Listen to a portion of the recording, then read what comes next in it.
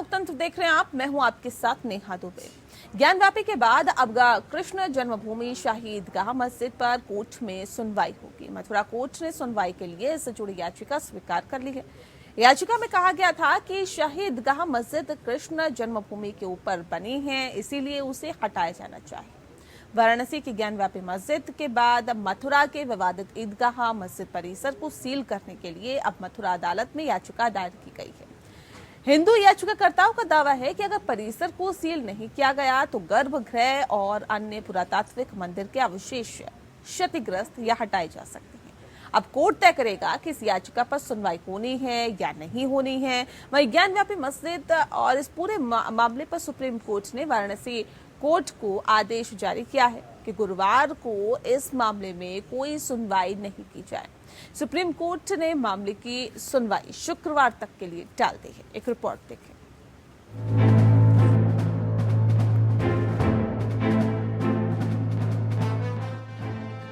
श्री कृष्ण जन्मभूमि शाही ईदगाह मस्जिद विवाद पर मथुरा कोर्ट में सुनवाई हुई। कोर्ट ने याचिका को स्वीकार लिया है। अब इस पर सिविल कोर्ट में सुनवाई होगी। महत्वपूर्ण आदेश में मथुरा की एक जिला अदालत ने फैसला सुनाया कि मथुरा शाही ईदगाह मस्जिद को इस आधार पर हटाने का मुकदमा चलने योग्य है कि इसे कृष्ण जन्मभूमि पर बनाया गया था।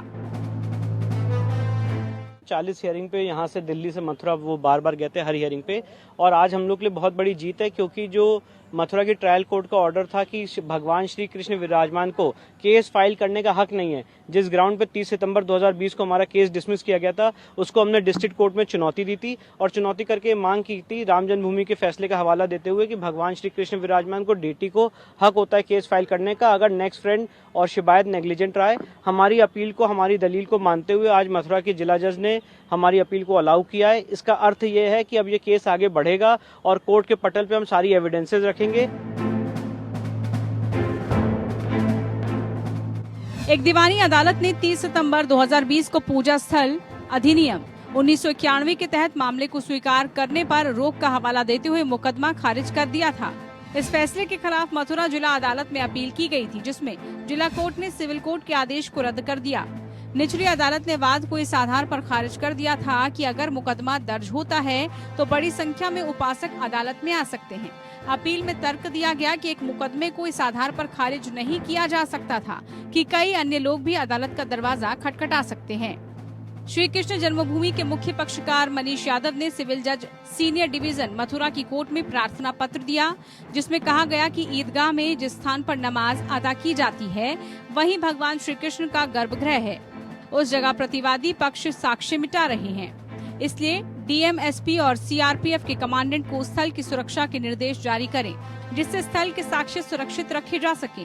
साथ ही विवादित स्थल पर सीसीटीवी कैमरे लगाए जाएं।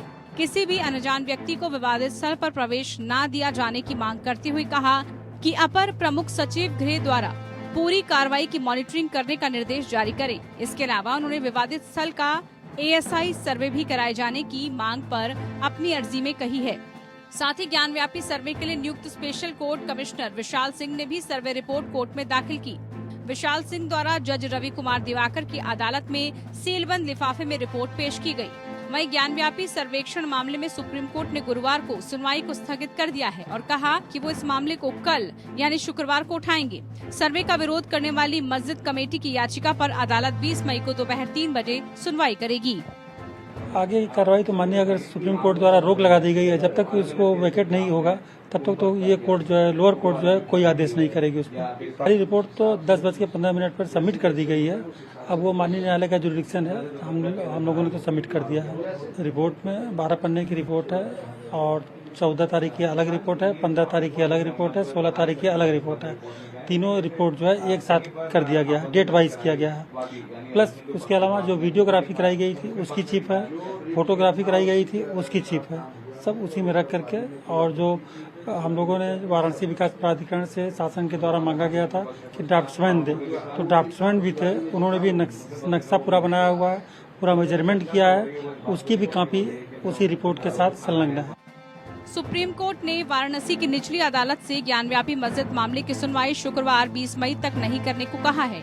हिंदू पक्ष ने सुनवाई शुक्रवार तक के लिए स्थगित करने की मांग की थी। इसके बाद अब सुप्रीम कोर्ट ने ज्ञानव्यापी सर्वे मामले को शुक्रवार तक के लिए स्थगित करने का आदेश दिया है। अधिवक्ता विष्णु शंकर जैन ने इस अदालत के सामने कार्रवाई का उल्लेख किया और कहा कि एलडी वकील आज कोर्ट में पेश नहीं हो सके। Bureau report.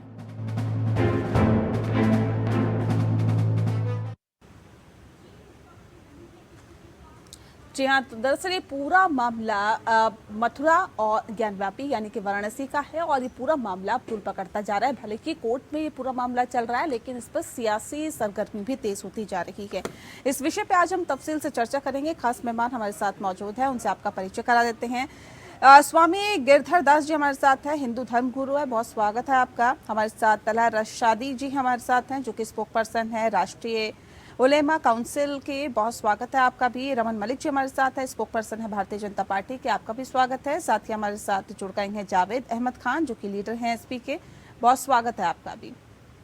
और बहुत जल्दी हमारे साथ कीर्ति निधि पांडे जी भी जुड़ेंगे, जो कि सपा के नेता हैं, उनका भी स्वागत करेंगे। लेकिन इस वक्त आपको बता दें कि जो हालात फिलहाल है वो हिंदू बना मुस्लिम बनता जा रहा है और ये पूरा मामला भले ही कोर्ट में चल रहा हो, लेकिन उसके अलग राजनीतिक पहलू उसका ये है कि राजनीतिक रोटियां सेकने से तमाम पार्टियां जो है वो बाज नहीं आ रही है। सबसे पहला सवाल मेरा यहाँ पर अभी जिस तरह से आपसे ही है रमन मलिक जी, इस पूरे मामले पर हालांकि ये पूरा मामला कोर्ट में चल रहा है, लेकिन फिर भी क्या नहीं लगता कि इस पे जो राजनीतिक रोटियां सेकी जा रही है, या फिर जिस तरह से ये कहा जा रहा है कि देखिए ध्रुवीकरण की राजनीति कर रही है, सपा की तरफ से ये आरोप लगाया जा रहा है कि भारतीय जनता पार्टी फूट डालो शासन करो की नीति पर चल रही है, जिस पर अंग्रेज चला करते थे उसी नीति पर अब कहीं ना कहीं भारतीय जनता पार्टी चलने का काम कर रही है। सर, ये जो आरोप लग रहे हैं, इसे कैसे आप देखते हैं? बिल्कुल वैसे देखता हूं जैसे औरंगजेब अपने बाप को कैद कर लेता है, उसके ऊपर अत्याचार करता है, अपने भाइयों पर अत्याचार करता है।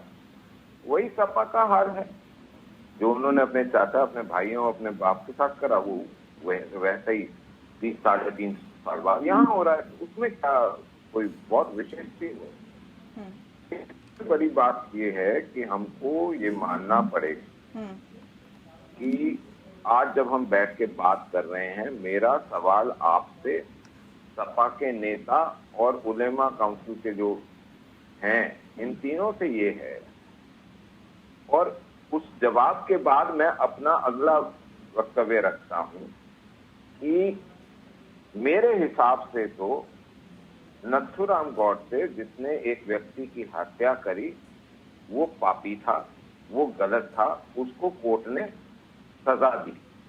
क्या आप इसको दुरुस्त मानते हैं या नहीं मानते? जी, इसका जवाब दीजिए, फिर मैं आगे बताता हूं। जी ठीक है, ठीक है। आपसे जानना चाहेंगे जावेद खान जी, क्यों आप? ना का जवाब है सिंपल, इनसे दोनों से बंधुओं से पूछिए हाँ या ना। ठीक है जावेद जी। आवाज नहीं आ रही है। गांधी जी की जब हत्या की नाथूराम गोडसे ने सावरकर की विचारधारा पर चलते हुए, तो वो एक व्यक्ति, अरे हाँ या ना, इतने इतिहासकार और काबिल नहीं है। महात्मा गांधी एक व्यक्ति थे। महात्मा गांधी पहले तो अपनी भाषा, अपने शब्द को सही कीजिए।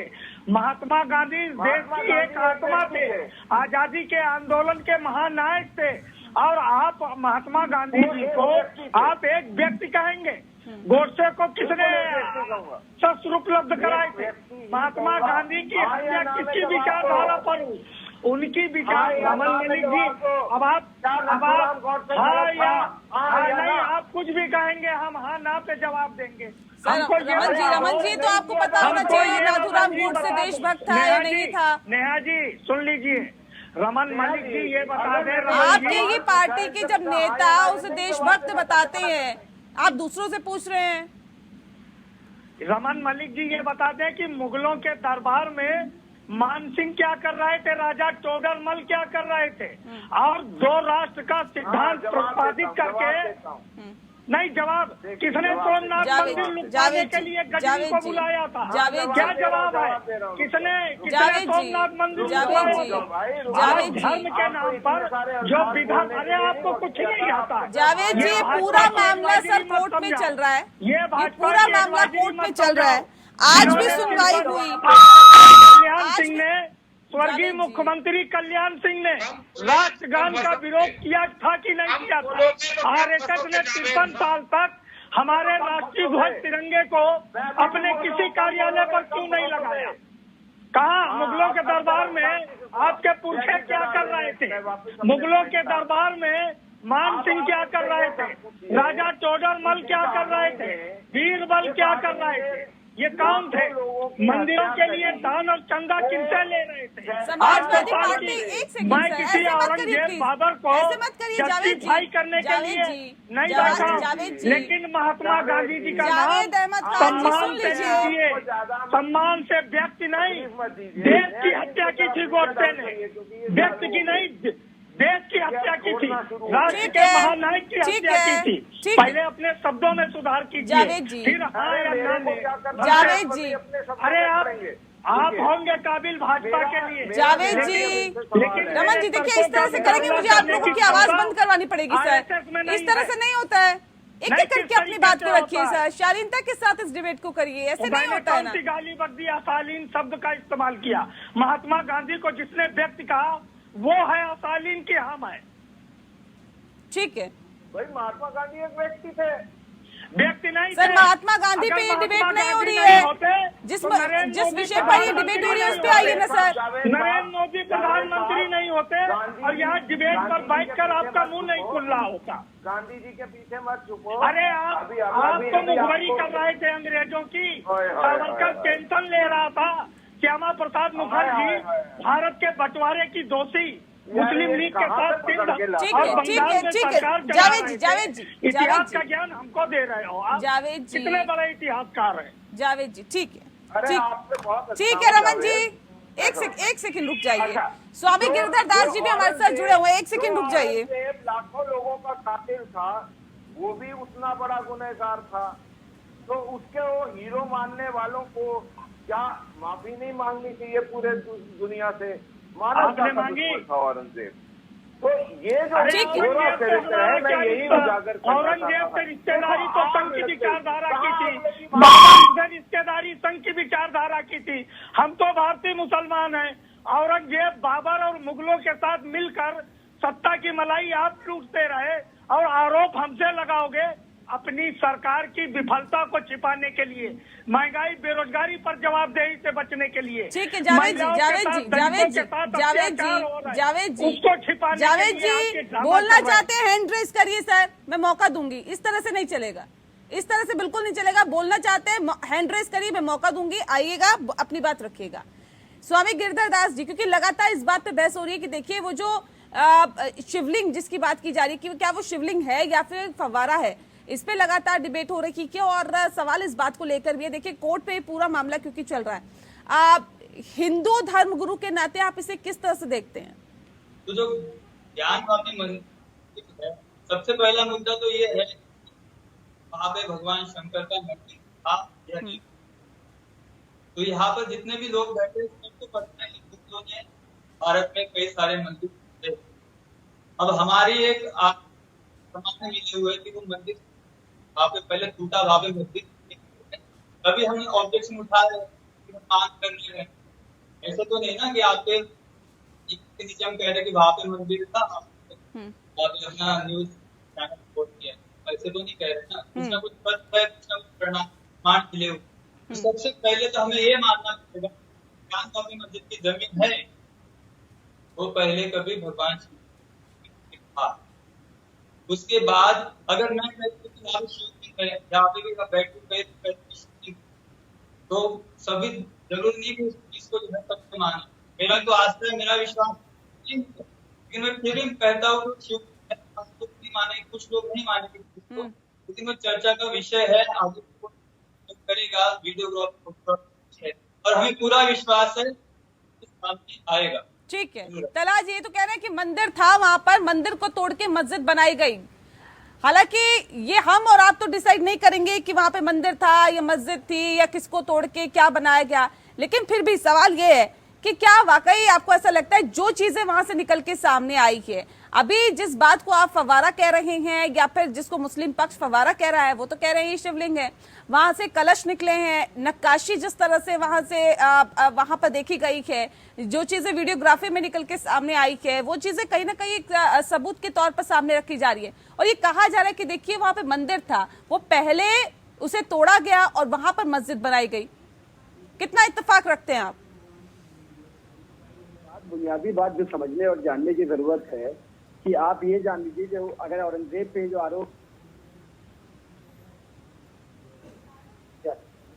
और एक राजा इतना कमजोर नहीं था और शरई तौर पर इस्लामिक तौर मस्जिद किसी की कब्जा की हुई जमीन पर, किसी छीनी हुई जमीन पर, किसी अन्य धर्म की धार्मिक स्थल पर मस्जिद नहीं बनाई जा सकती, वो मस्जिद जायज नहीं होगी, ना उसमें कोई इबादत जायज होगी। तो आप ये बताइए कि राजा था पूरे मुल्क का, वो कैसे कोई मंदिर तोड़वा कर मस्जिद बनवाएगा? इतना वो कमजोर था, पहली बात। दूसरी बात ये कि ये आप जान लीजिए कि वहाँ ज्ञानवापी मस्जिद थी, ज्ञानवापी मस्जिद है और ज्ञानवापी मस्जिद रहेगी। इस सत्य को कोई बदल नहीं सकता। एक झूठ चाहे कितनी ताकत से चिल्लाया जाए, चाहे कितने लोग बोले, झूठ झूठ ही रहेगा। नहीं, अगर हिंदू पक्ष की तरफ से दावा किया जा रहा है कि देखिए वहाँ पे मंदिर था, मंदिर तोड़कर वहाँ पर मस्जिद बनाई गई। सर ये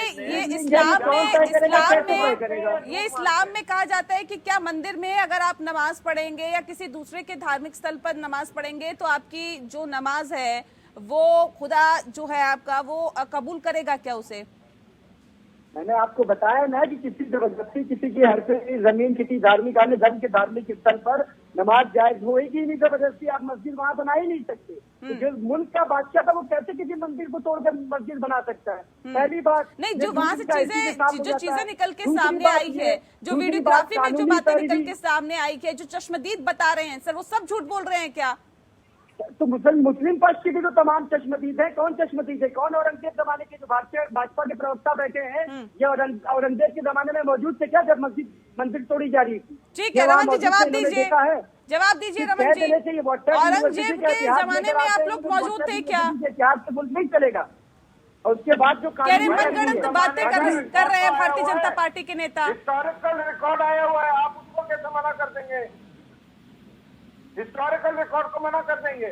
कौन सा हिस्टोरिकल रिकॉर्ड? राइट विंग का हिस्टोरिकल रिकॉर्ड? आलमगीरी के मुख्यालय जो औरंगजेब का अपना रिकॉर्ड है, जो उसने फरमान जारी करे हुए हैं, उस रिकॉर्ड की बात कर रहे हैं या रॉचेस्टर यूनिवर्सिटी के रिकॉर्ड की बात कर रहे हैं? भाई आप बताइए किस रिकॉर्ड? मजलिस आलमगीरी है जो उसने अपने रिकॉर्डिंग रखी हुई थी, औरंगजेब के कोर्ट की रिकॉर्डिंग है जहां उन्होंने फरमान दिए हुए हैं कि ये मंदिर तोड़ो, यहाँ ये बनो। किसकी रिकॉर्डिंग मानोगे ना? कहाँ के अलग अलग इतिहासकारों का अलग अलग उसके बारे में एनालिसिस है, अलग अलग वर्णन है उससे। इतिहासकार अपने फायदे की चीज लिखते रहे, लेकिन इतिहासकार अपने फायदे की चीज वो भी है हिसाब से लिखते रहे, और इस्लामिक अरबियन इतिहासकार अपने हिसाब से लगते रहे। तो सुप्रीम कोर्ट ने जो मेथड ऑफ वर्शिप एक्ट है 1991 का, तो इस बात को कहता है कि 1947 में जो स्टेटस क्यो था वही रहेगा। इसके बाद सुप्रीम कोर्ट ने बाबरी मस्जिद के वर्डिक्ट में उस 1921 की एक्ट को अपहेल्ड किया और ये कहा कि जो ऐतिहासिक गलत है, जो हिस्टोरिकल रॉन्ग है, that can not be undone.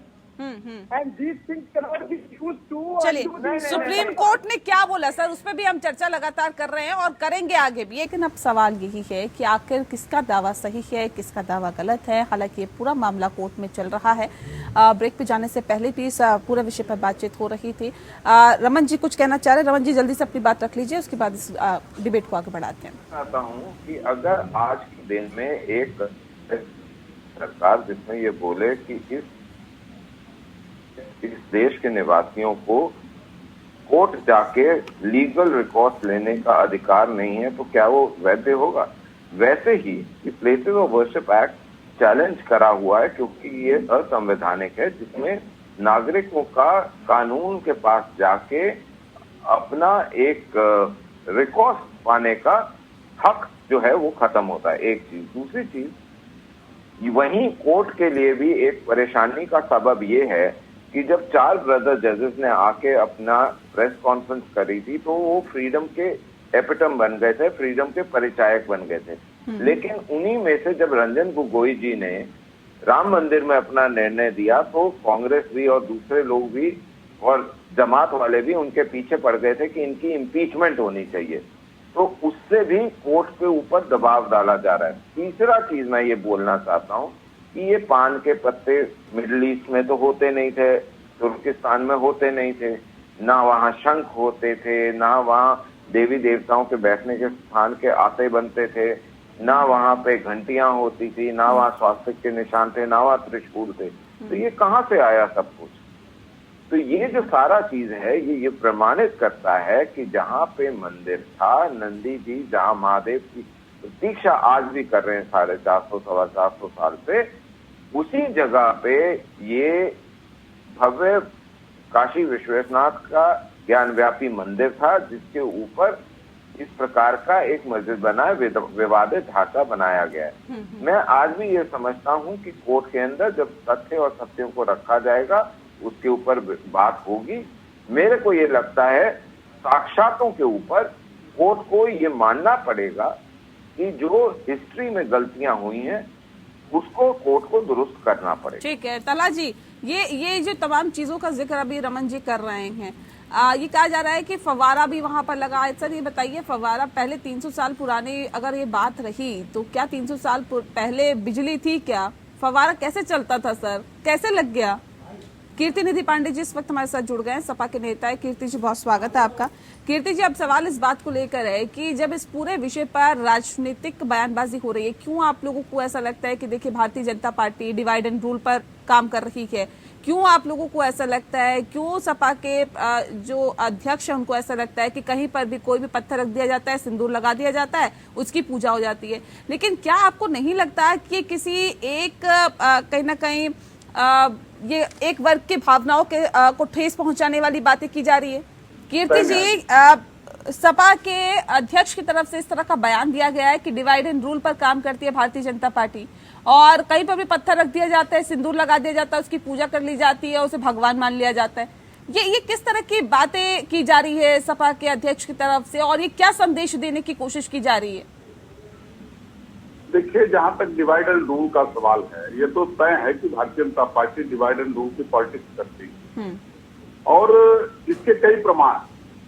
Gyanvapi मामला लोअर कोर्ट में डिसीजन आए, सर्वे हुए, मामला सुप्रीम कोर्ट में है, इससे हुआ, उस पर आज की कार्रवाई पे कल सुनवाई है। ये मामले जो कोर्ट में है उस पर भी बयानबाजी हो, चाहे वो AIMIM के चीफ हो जो कह रहे थे कि हम लगातार इस बात को कह रहे हैं कि हमने एक बार वापी दिया, दूसरी ज्ञानवापी नहीं दे सकते, जान कुर्बान कर देंगे। तो संगीत सोम साहब भी बयान दे रहे हैं कि हमने जो इतिहास अयोध्या में रहा है वही बनारस के अंदर दोहराने का था। वही बात दिल्ली में भाजपा नेता कपिल मिश्रा कह रहे हैं, गिरिराज सिंह जी कह रहे हैं, साक्षी महाराज जी कह रहे हैं और आज अभी अभिजीत सिंह जी भारतीय जनता पार्टी के MLA हैं, उन्होंने भी विवादित बयान दिया और उन्होंने भी ये कहा अखिलेश यादव ने जो बयान दिया वो विवादित नहीं है क्या? दुर्योधन ने नहीं दिया, वो विवादित नहीं है क्या कीर्ति जी? मैं जो कह रहा हूँ पहले पूरी बात हो जाए, मैं उस बात का भी जवाब दूं। जो बीजेपी के MLA ने आज कहा कि 5 गांव पांडवों को नहीं मिला इसलिए महाभारत हो गया, 3 मंदिर नहीं देंगे तो महाभारत होगा। ये जो डिवाइड एंड रूल की पॉलिटिक्स है ये भारतीय जनता पार्टी को सूट करता है। और एक बात बिहारी बताऊं, धर्म की राजनीति सबसे ज्यादा अगर किसी को सूट करता है तो भारतीय जनता पार्टी को सूट करता है, चाहे वो सत्ता में रहे चाहे विरोध, क्योंकि राजनीति का धर्म भारतीय जनता पार्टी को आता नहीं। इसी ज्ञानवापी मामले को जैसे जैसे तूल दिया जा रहा है, आज भी गैस के दाम बढ़े हैं, इस पे चर्चा नहीं, गैस के दाम लगातार बढ़ रहे हैं, पेट्रोल डीजल के दाम बढ़ रहे हैं, महंगाई बढ़ रही है, अखिलेश यादव ने जो बयान दिया उस पे आइए सर, इसलिए इस तरीके की बयानबाजी हो रही। ठीक है, अखिलेश यादव ने जो बयान दिया है कि किसी भी पत्थर पर सिंदूर लगा दिया जाता है, पूजा कर ली जाती है, भगवान मान लिया जाता है, ये किसी एक वर्ग की आस्था को ठेस पहुंचाने वाली बात नहीं है क्या? किसी आस्था को चोट नहीं, ये तो हमारी सहजता है, ये हिंदू धर्म का सहजता है कि हम लोग पत्थर को पूजते हैं, ये हमारी संस्था यही बात तो कर रहे हैं। जी ठीक है, स्वामी गिरधर जी क्या कहेंगे? कह रहे हैं हमारी हम आस्था रखते हैं और यही वजह है कि हम पत्थर को पूजते हैं। ठीक है, वो आस्था रखते हैं, पत्थर को पूजते हैं, हम उनका सम्मान करते हैं, लेकिन हमारी भी आस्था है, मेरी एक आस्था है। जब मेरा कहना है वहां पर मंदिर की जगह मस्जिद बनाई गई है तो इनको हमारे आस्था का भी सम्मान करना चाहिए ना। अगर सर्वे आ रहा है और हमारा सपोर्ट करना चाहिए कि वहाँ पर सुप्रीम कोर्ट की तरफ से इन्होंने खुद ही पिटिशन डालनी चाहिए कि एक बार देख लिया जाए कि वहाँ पर जो मंदिर था उसको तोड़ के मस्जिद क्यों बनाई गई, और वो जो अगर बनाई गई है तो इस्लाम में भी हराम है किसी धार्मिक स्थल पर नमाज पढ़ना या वहाँ पर मस्जिद का निर्माण करना।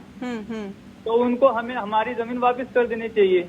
ठीक है। और रही बात कि वहाँ पर जो शिवलिंग मिला है या फवारा है, हमारा तो मानना है कि वो शिवलिंग है। अगर आप मानते हैं कि वो फवारा है तो आगे इसका दूध का दूध और पानी का पानी हो जाएगा। कभी ना कभी हमें पूरा विश्वास है शिव ही सत्य है, वो बिल्कुल शिवलिंग वहाँ पे प्रकट होगा।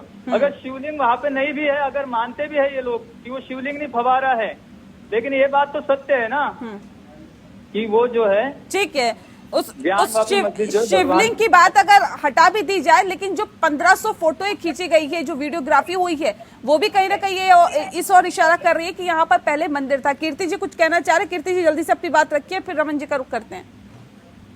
स्वामी जी, आप हिंदू धर्म गुरु, आपका पूरा सम्मान, लेकिन समाजवादी पार्टी ने कभी फव्वारा और शिवलिंग के विवाद में नहीं पड़ा है। हम तो लगातार इस बात की वकालत कर रहे हैं कि जो दोनों पक्ष अपना अपना दावा पेश कर रहे हैं, जो न्यायालय का फैसला हो, न्यायालय के फैसले के साथ समाजवादी पार्टी भी खड़ी है। न्यायालय जो भी फैसला करेगा, अगर मंदिर के हक में हिंदू धर्म के जो साथी लड़ रहे हैं उनके हक में फैसला हो या जो मुस्लिम पक्षकार लड़ रहे हैं उनके हक में फैसला जिसके पक्ष में होगा हम उसके साथ खड़े हैं, कोर्ट के साथ खड़े हैं, संविधान और लोकतंत्र के साथ खड़े हैं। लेकिन हम उन ताकतों के खिलाफ हैं जो नफरत फैलाना चाहते हैं, जो आपसी वैमनस्यता फैलाना चाहते हैं। और इस बात को आपको भी कहना चाहिए, क्योंकि कोई धर्म आपस में नफरत फैलाना नहीं सिखाता। नहीं, कौन नफरत फैलाना चाहता है? भाईचारा सिखाते हैं। कौन नफरत फैलाना चाहता है? कीर्ति जी, हिंदू धर्म ही आपसी भाईचारा सिखाता है। ठीक है, तो देश अनेक वर्गों, धर्मों, अनेक भाषाओं का देश है। ठीक है। रमन जी, ये इतने वक्त बाद सर ये क्यों निकल के चीजें निकल के सामने आ रही है? इससे पहले भी तो हिंदू मुस्लिम सिख ईसाई सब साथ साथ रहते थे, आपसी भाईचारा था। अब क्यों ये हिंदू मुस्लिम की जो खाई है वो इतनी ज्यादा गहरी होती जा रही है? क्योंकि बाकी पार्टियां तो ये आरोप लगा रही है कि आप ही लोग ध्रुवीकरण की राजनीति करते हैं, इस खाई को और गहरा करने का काम करते हैं। इतना भाईचारा था कि इस देश के दो टुकड़े कर दिए गए। वो जाति, वो भाषा, वो रंग, वो एक सभ्यता के बेस पे नहीं हुए, वो धर्म के बेस पे हुआ। तो अगर धर्म के बेस पे हुआ था तो भी भाईचारा होना चाहिए था। हाँ, तो मैं यही बोल रहा था, जिस प्रकार से वो बंटवारा जो है वो धर्म के आधार पे हुआ और उसके बाद एक वर्ग विशेष को स्पेसिफाई करने के लिए उसको वो क्या कहना चाहिए, उसको लक्ष्य डालने के लिए एक प्रधानमंत्री लाल किले की प्राचीर से ये भी कह देता है कि जी इस देश के ऊपर पहला अधिकार उनका है। ये कैसा चाल है, ये कैसा चरित्र है, ये कैसी राजनीति है? आप ये कैसे कर सकते हैं कि आप अपने धर्म का प्रचार कर सकते हैं, माइनॉरिटी इंस्टीट्यूशन बना सकते हैं, उसमें आप अपने धर्म का प्रचार कर सकते हैं और हम अपने धर्म का प्रचार नहीं कर सकते? मैं इस देश का टैक्स पेइंग नागरिक, मैं क्यों, मेरे अधिकार क्यों वंचित कर दिए? नहीं सर, ये प्रचार है क्या? ये प्रचार है क्या? अगर चुनाव से एंड पहले आप लोगों के नेताओं की तरफ से कहा जाता है कि अयोध्या में काम जारी है और अब मथुरा और काशी की बारी है, तो यानी कि ये तो साफ होता है कि भारतीय जनता पार्टी के एजेंडे में है। देखिए, फिर आप कहते हैं हम तो इसमें दूर दूर तक नहीं है, हम कहाँ हैं इसमें?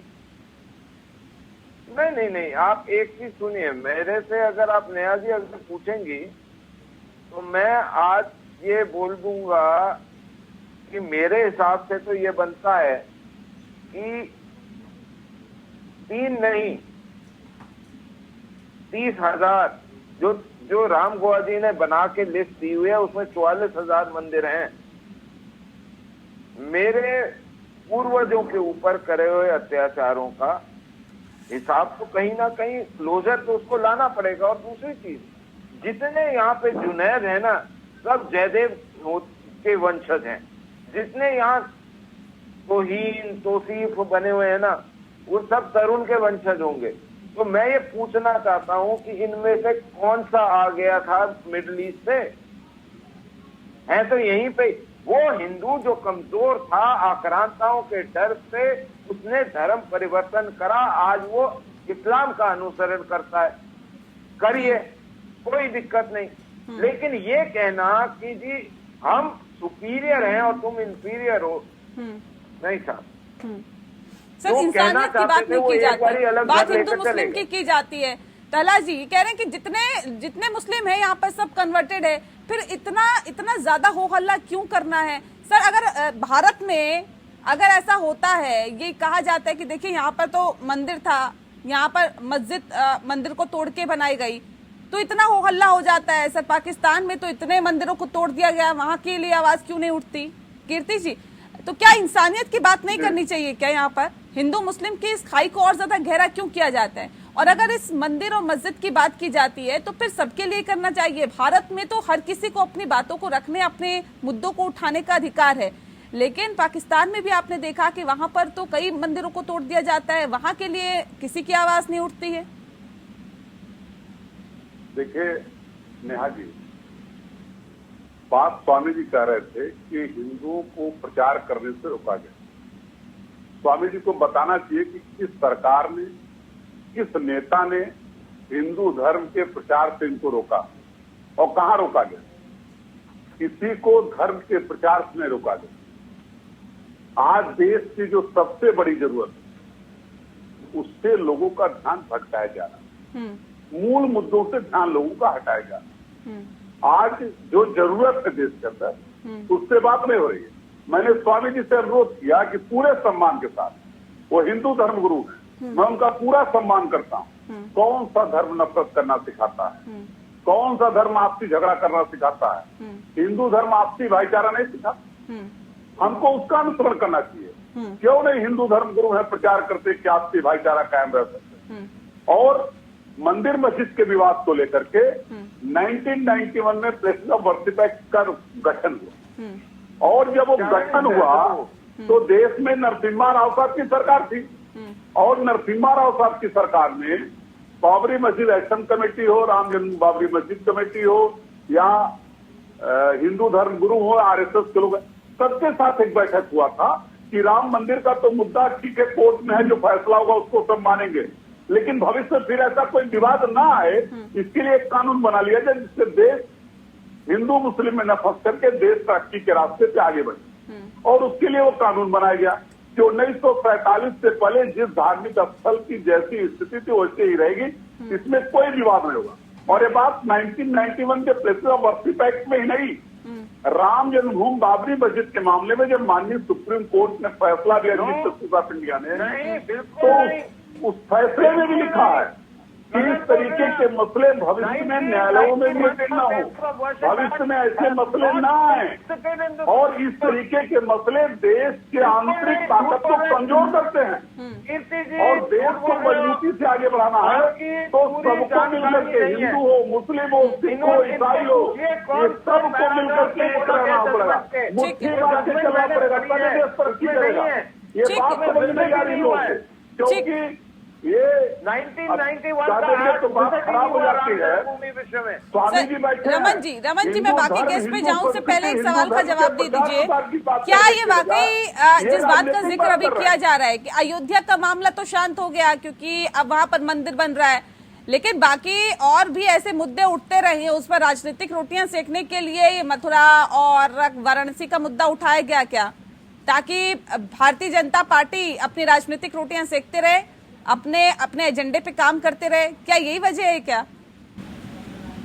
देखिए, सबसे पहले तो संविधान में एक बेसिक एथॉस है कि किसी का भी अधिकार छीना नहीं जा सकता। ये प्लेसेस ऑफ वर्शिप एक्ट 1991 मेरा अधिकार छीनता है कि मैं कोर्ट में जाके किसी एक विषय पे अगर मेरे को कोई प्रॉब्लम है तो मैं कोर्ट से उस पर क्लैरिफिकेशन मांगू।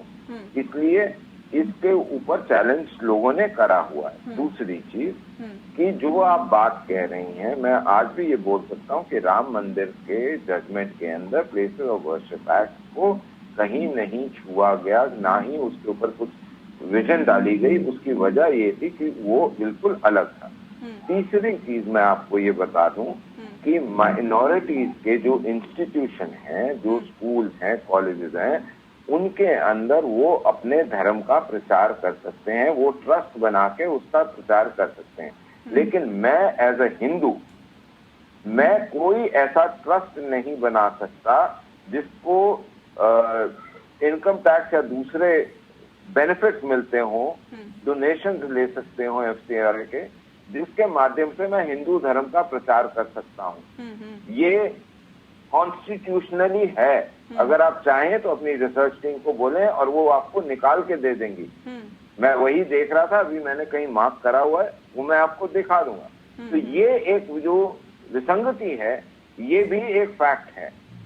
अब मैं ये पूछना चाहता हूँ कि जब आलमगिरी में ये लिखा हुआ है कि 76 जो टेम्पल हैं उनको तोड़ो, उनके ऊपर जो मस्जिद बनाओ, उनके ऊपर इस्लाम की तामील हो, तो ये जो आलमगिरी की बात है उसको एक्सेप्ट करने में क्या गुरेज है? एक टायरेंट को, एक आक्रांता को, एक आताताई को आप तो खुदा बना बैठे था। खुदा इतना बदसूरत, इतना कातिल नहीं था जितना आप उसे औरंगजेब बना के बैठ रहे हैं। ठीक है तला जी, अभी रमन जी कह रहे थे, आपके पास आवाज नहीं पहुंच पा रही थी तब। इनका साफ तौर पे कहना था कि बेकार इतना हो हल्ला किया जा रहा है। सर, आप लोग कहाँ से आए, कैसे आए? यहाँ के जो हिंदू थे उस वक्त कन्वर्ट करके उन्हें मुसलमान बनाया गया था, फिर भी उतना हो हल्ला करने की क्या जरूरत है इन तमाम मुद्दों पर?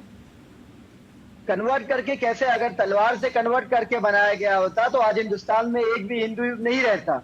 800 साल हुकूमत की है तकरीबन मुगलों ने यहाँ पे। आप ये जान लीजिए, ये बैठ के व्हाट्सएप यूनिवर्सिटी का इतिहास यहाँ पर पढ़ा रहे हैं। ये कह रहे हैं सुप्रीम कोर्ट के जजमेंट में कहीं 1991 का कोई बयान नहीं है। मेरे हाथ में जजमेंट है, कहीं तो पढ़ के बता दूं।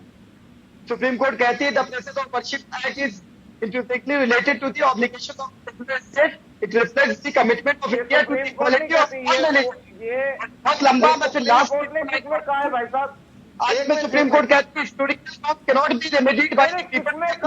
Law in their own hands, having the character of places of worship, public worship, parliament. No accepted terms. झूठ इनका झूठ तो लगातार बोलते हैं। भारतीय जनता पार्टी का काम ही यही है।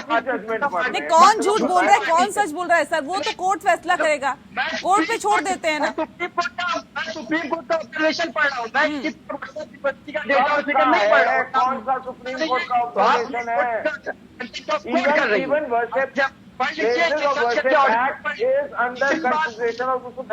मैंने महोदय ये खुद चैलेंज है।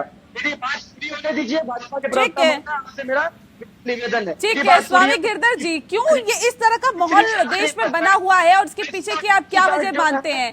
क्या भारतीय जनता पार्टी ने ही हिंदुओं की ठेकेदारी ले रखी है?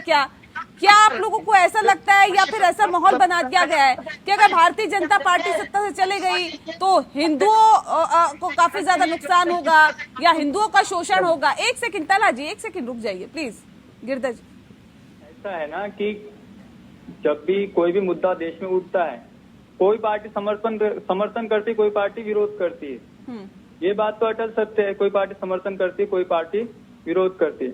दूसरी बात ये आप कह रहे हो कि भारतीय जनता पार्टी अगर सत्ता से जाती है, राजनीतिक पार्टी वापस हो जाती है, तो हिंदू धर्म खतरे में पड़ेगा। ऐसा भी कुछ नहीं है, दूसरी पार्टी कोई खड़ी हो जाएंगी। लेकिन ये तो सत्य है ना कि कोई पार्टी समर्थन करती है, कोई पार्टी विरोध करती है। जैसा कि आप भी मानते होंगे कि अभी राम मंदिर का निर्माण हो रहा है, तो भारतीय जनता पार्टी क्या कहती है कि हमने बनाया, शिवसेना कहता है कि हमारा उसमें समर्थन था। तो कोई पार्टी इसका विरोध करेंगी, कोई पार्टी इसका समर्थन करेंगी।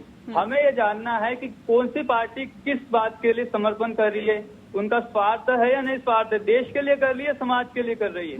उसके आधार पर हमारा उनको समर्थन होगा। हमारा समर्थन सपा की ओर भी हो सकता है, या बीजेपी की ओर भी हो सकता है। अगर बीजेपी हिंदू धर्म के विरुद्ध जाती है, हमारी भावनाओं के विरुद्ध जाती है, तो आपको क्या लगता है कि हम बीजेपी का समर्थन करते रहेंगे? नहीं ना, हम समर्थन तो उसी का करेंगे, आप समर्थन उसी का करोगे जो देश के लिए करेगा, समाज के लिए करेगा।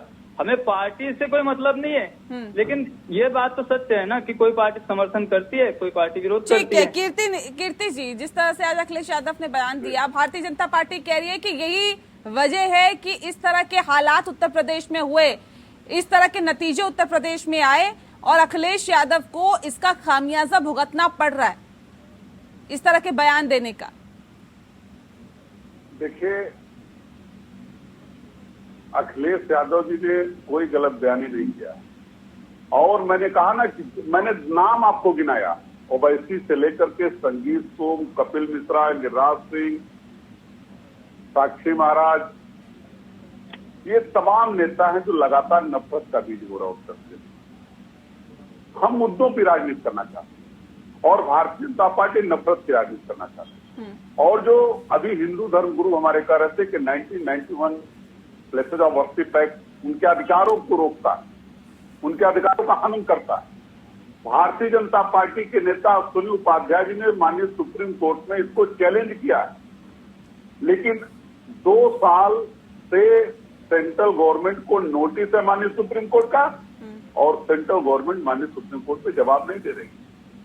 और अगर इनके अधिकारों का हनन होता, जिसको चुनौती दिया भाजपा के नेता ने माननीय सुप्रीम कोर्ट में, तो अब तक इस एक्ट को समाप्त कर दिया गया। और देश में जब हर 50 किलोमीटर के बाद भाषा बदल जाए, हर 50-60 किलोमीटर पर पानी बदल जाए, तो ऐसे देश के अंदर क्या नफरत की पॉलिटिक्स चल पाएगी? क्षणिक लाभ हो सकता है, लेकिन ये ऐसी ताकतें जो नफरत की पॉलिटिक्स कर रहे हैं, उस देश को क्या ये भी एक नैरेटिव सेट करने की कोशिश की जा रही है कि समाजवादी पार्टी हिंदुओं की दुर्विरोधी है? हर 50 कोस में गंगा का महत्व नहीं बदलता, हर 50 कोस में कृष्णा का महत्व नहीं बदलता, हर 50 कोस में आप हिंदू धर्म गुरु हैं, वाणी बदलती कि नहीं बदलती, भाषा बदलता कि नहीं बदलता,